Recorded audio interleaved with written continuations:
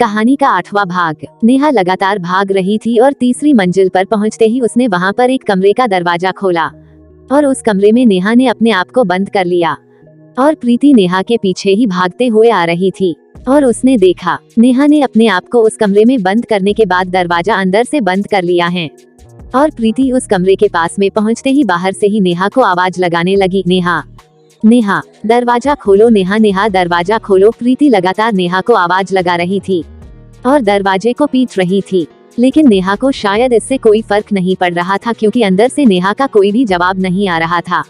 प्रीति रोते हुए दरवाजा पीट रही थी, लेकिन ये कैसे हो सकता है कि प्रीति के इतना आवाज लगाने और दरवाजा पीटने के बावजूद नेहा को सुनाई क्यों नहीं दे रहा था।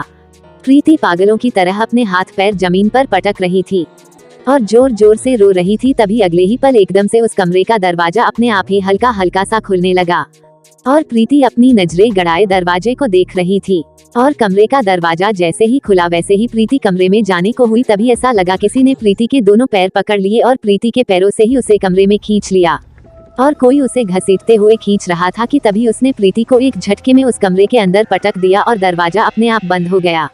कमरे में तो काफी अंधेरा था, लेकिन उस अंधेरे में भी प्रीति को साफ साफ दिख रहा था कि उसके बगल में ही वो कटे हुए सर वाली औरत खड़ी थी और उसके पास ही में वही कटे हुए सर वाले उसके 2 बच्चे खड़े थे जो प्रीति को कई बार दिखे थे।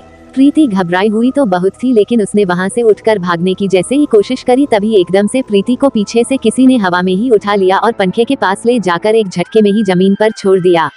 प्रीति बड़ी से जोर फर्श पर गिरी और बड़ी जोर से उसकी चीख निकली।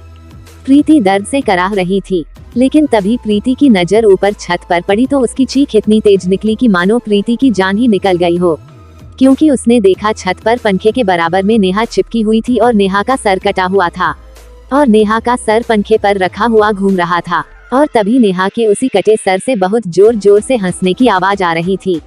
ये सब देखकर प्रीति अब अपने काबू में नहीं थी और वो बहुत जोर जोर से रो रही थी, क्योंकि उसके सामने ही उसकी बेटी की ऐसी हालत अब उससे देखी नहीं जा रही थी। प्रीति जोर जोर से चिल्लाते हुए कहने लगी, तुम लोगों ने मार दिया मेरी नेहा को।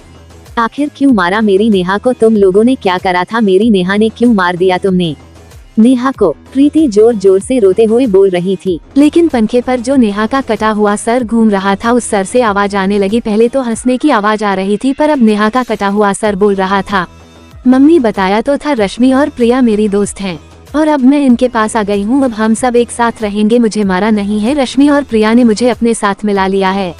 अब हम उन सबको मार देंगे जो यहाँ पर आएगा। ये सब देखकर अब प्रीति के मुंह से शब्द भी जल्दी निकल नहीं पा रहे थे, क्योंकि उसी की बेटी उसके सामने 2 टुकड़े में थी, उसका धड़ अलग था और सर अलग पंखे पर रखा हुआ बोल रहा था।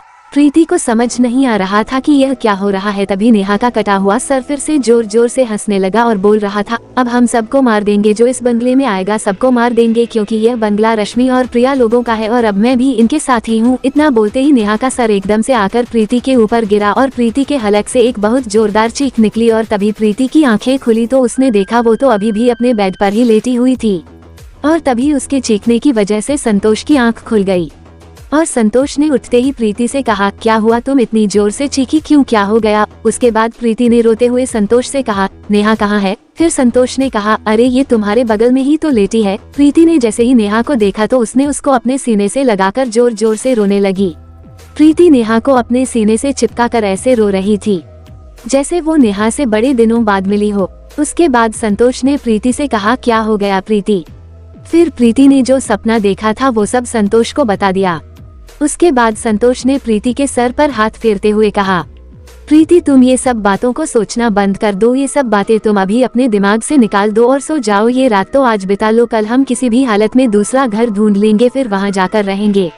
फिर संतोष ने अपनी बात जारी रखते हुए कहा, अभी बहुत रात हो रही है, तुम सो जाओ। उसके बाद प्रीति चादर उड़कर लेट तो गई, लेकिन वो भगवान से लाख लाख शुक्र मना रही थी कि वो बस एक सपना ही था जो उसने देखा था, पर उसे खुद यकीन नहीं आ रहा था कि उसने वो सपना देखा था। लेकिन जो भी था, चलो कम से कम वो सपना तो था, इस बात का उसे थोड़ा सुकून था।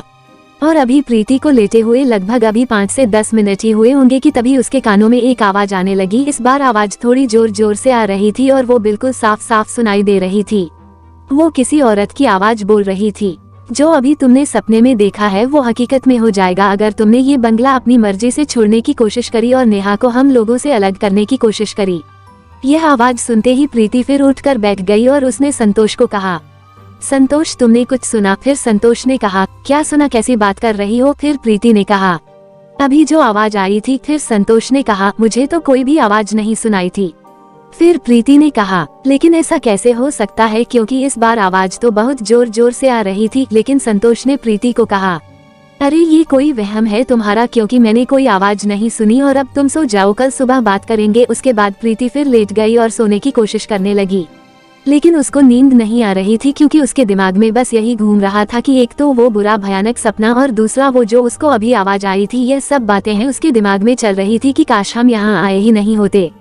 इसके आगे की कहानी अब अगले एपिसोड में है, जो कहानी का अंतिम भाग होगा, और हमारी ये श्रापित बंगले की कहानी भी इसी के साथ पूरी हो जाएगी, जो जल्दी ही आएगा।